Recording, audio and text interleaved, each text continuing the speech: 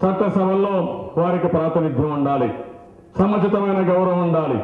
అందుకని మనం ఒక మాట చెప్పాం, 100 సీట్ల అసెంబ్లీలో ఇస్తామని, 10,000 కోట్ల రూపాయలు సబ్ ప్లాన్ పెడతామని, అదే మరి స్థానిక సంస్థల్లో 50% రిజర్వేషన్లు పెట్టాలని, ఇలాంటి నిర్దిష్టమైన కార్యక్రమాలు పెట్టి మనం ముందుకు పోతున్నాం. ఇది కూడా మనం గుర్తుపెట్టుకోవాల్సిన అవసరం ఉంది.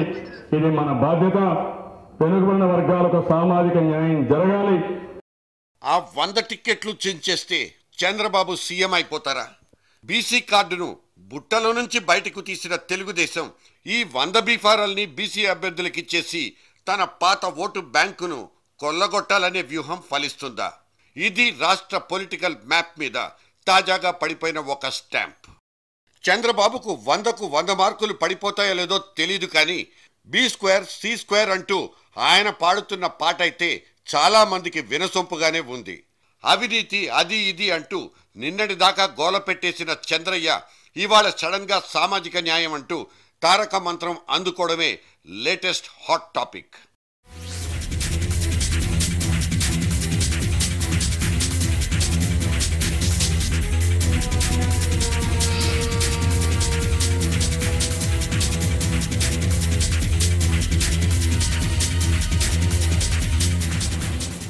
అసలు సామాజిక న్యాయం అనేదే ఒక పసలేని ఒట్టిపోయిన నినాదం.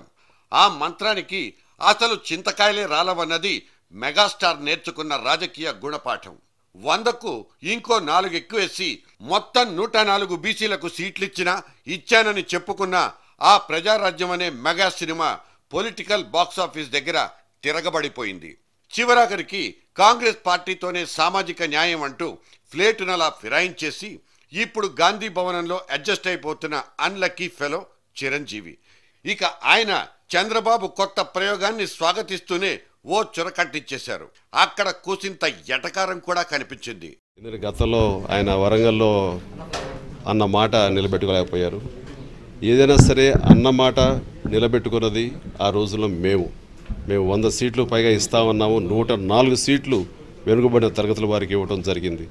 ఈ రోజున వెనుకబడిన తరగతుల వారికి ఇటు ఆర్థికంగా, సామాజికంగా, రాజకీయంగా కూడా వారు అభివృద్ధిలోకి రావాలి, ముందుకు రావాలి అన్న సామాజిక న్యాయం అనే నినాదంతో ఈ రోజున మేము ఉన్నాము.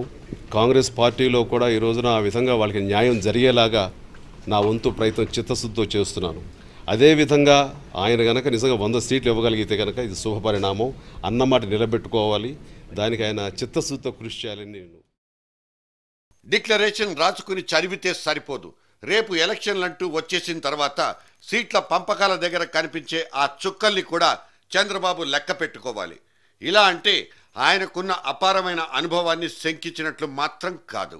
మామూలు రిజర్వ్ సీట్లు, మైనారిటీ కోట, మహిళా కోట అంటూ మిగతా దామాషాలన్నీ పోతే చివరకు మిగిలే ఆ 100, 150 నియోజకవర్గాల్లోనే తాను అనుకున్న 100 మంది బీసీల్ని ఇరికించాలి. ఈ గడబిడ నుంచి పార్టీ సాంప్రదాయ సామాజిక వర్గాలు కొన్ని దూరం వైపైనా పోవచ్చు.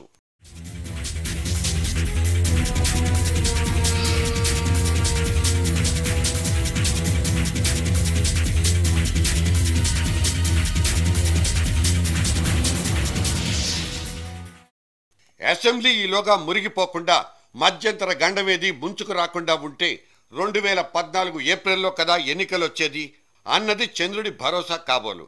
అందుకే చాలా చాలా అడ్వాన్స్డ్గా సంవత్సరం ముందే ఆ 100 బీసీల పేర్లు రిలీజ్ చేస్తానని, గెలిపించి పుణ్యం కట్టుకోవాల్సింది మీరేనని కుల సంఘాల మీద వాలిపోయి సగం భారం దించేసుకున్నంత ఆరాంగా ఫీల్ అయ్యారు ఈ చంద్రబాబు. ఇప్పటి నుంచే నేను పని ప్రారంభించాం, ప్రజల్లో చైతన్యం తీసుకొస్తాం. 100 సీట్లు ఇవ్వడానికి నేను ముందే చెప్పాను. 8 నెలలు 6 నెలల కంటే ముందు, 1 ఇయర్ కంటే ముందు ఈ సీట్లు కూడా అనౌన్స్ చేస్తానని తెలుగుదేశం పార్టీ స్పష్టం చేశాం. అయితే నేను మిమ్మల్ని కోరేది ఒకటే, మీలో ఒక చైతన్యం రావాలి, మీలో ఒక ఐకమత్యం రావాలి. సంఘటితంగా అందరూ ముందుకు పోవాల్సిన అవసరం ఉంది. మీలో చైతన్యం వస్తే, మీలో ఒక ఐకమత్యం వస్తే ఆటోమేటిక్గా మనం ఇచ్చిన సీట్లన్నీ గెలుస్తాయి. గెలవడమే కాదు, చరిత్ర తిరగ రాసినట్టు అవుతుంది. ఆంధ్రప్రదేశ్ ఎక్స్పెరిమెంట్ భారతదేశానికి ఆదర్శం అవుతుందని చెప్పి కూడా నేను మీకు తెలియజేస్తున్నాను. కానీ బీసీ అనే 2 అక్షరాలకు వెనకబడిన వర్గాలనేది మనకు తెలిసిన ఫుల్ ఫామ్. గెలుపు గుర్రాలకే టిక్కెట్లంటూ చంద్రుడు పెట్టిన మెలికకు ఈ వెనుకబడిన కమ్యూనిటీలకు పొంతనే లేదు.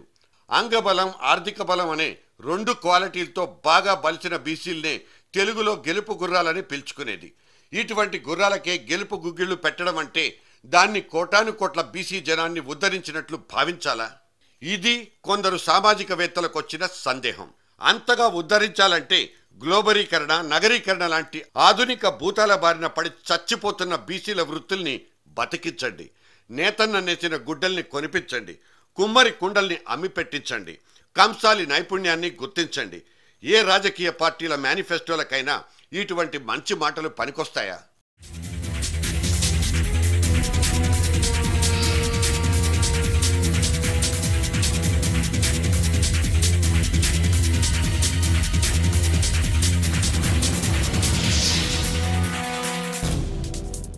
సరే, రాజకీయపరమైన ఉద్ధరణలో భాగంగా పార్టీకి పదవులకు బీసీలు ఎంపికైన సదరు వేదికల మీద మిగతా వర్గాలతో సమానంగా వీళ్లకు రాజపూజ్యం దొరుకుతోందా అన్నది ఇంకో ప్రశ్న.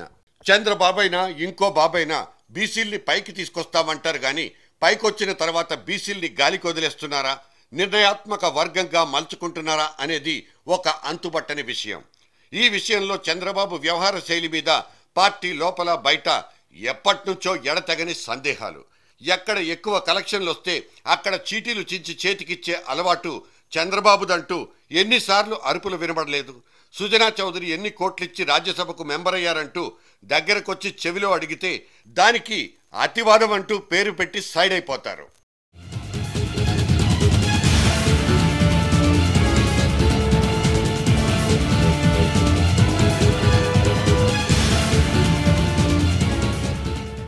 అమ్మో, బీసీలకు 100 సీట్ల, మాయదారి బాబు తన గడ్డాన్ని సవరించుకుని ఇంత ఐడియా వండేశాడా అంటూ ఇప్పటికే జగన్ పార్టీ పత్రిక తాటికాయంత అక్షరాలతో బ్యానర్ సాంగ్ రాసేసుకుంది. ఇక్కడే సదరు 2 పార్టీలు వాళ్లకు తెలియకుండానే దిగజారుడుతనాన్ని కూడా బయట పెట్టేసుకున్నాయి. ఒక ఆయన తన మామ ఎన్టీఆర్ బీసీలకు చేసిన పుణ్యఫలాల్ని వల్లవేసుకుంటే, ఇంకొక ఆయన అయితే వాళ్ళ నాయన దివంగతులు అవ్వకముందు వెనకబడ్డ వర్గాల్ని ముందుకు లాగినప్పటి జ్ఞాపకాల్ని పేజీలకు పేజీలు నెమరేసుకున్నారు. సైకిల్ గ్యాప్లో ఈ చంద్రుడు బీసీ బ్యాంకును కొల్లగొట్టుకుపోతాడేమోనన్న ఆవేశమే ఈ సాక్షిభూతాల్లో కనిపించింది. ఫీజు రియంబర్స్మెంట్, ఆరోగ్యశ్రీ, పావలా వడ్డీలు ఎన్నెన్ని వేల మంది బీసీ జనాలు అనుభవించారో లెక్కలు గట్టి చూపెట్టింది. నందమూరి వారు పార్టీ పెట్టిన తర్వాతనే బీసీలనే వాళ్ళు రాజకీయ పార్టీలకు గుర్తుకొచ్చారన్నది తెలుగుదేశం తీస్తున్న కూనిరాగం. జగన్ పార్టీకి మహానేత, చంద్రుడి పార్టీకి మామగారు. కాకపోతే ఇన్నేసి పాత మూతుల నేతి వాసనలు మన దగ్గరున్న వెనకబడిన వర్గాలు వెనక బెంచీల్లోనే సెటిల్ అయిపోవడం వాళ్ళ దౌర్భాగ్యమనే సరిపెట్టుకోవాలి. ఈ కుల సంఘాలు, సంస్థలు అంటూ కొంతమంది డప్పులు కొట్టుకుంటూ తిరిగి చివరాఖరికి ఎన్నికలు వచ్చేసరికి ఏ పార్టీ తోక పట్టుకుని పోతారో తెలీదు. వాళ్ళను పిలిచి మీరంతా ఫలానా పార్టీకి ఓటేసేయమంటే గొర్రెల్లా వెళ్ళి పోలింగ్ బూతుల్లో మీటలు నొక్కేసే రోజులు పోయాయని ఈ నాయకులు ఎందుకు తెలుసుకోరు? ఇక్కడ కావాల్సింది టిక్కెట్లు చించడం కాదు, ఆ వెనకబడిన వర్గాల ఇక్కట్లు తీర్చడం, అందుకోసం ఉద్యమించడం. ఓవర్ యాక్షన్లొద్దు, అతి సర్వత్రా వర్జయత్.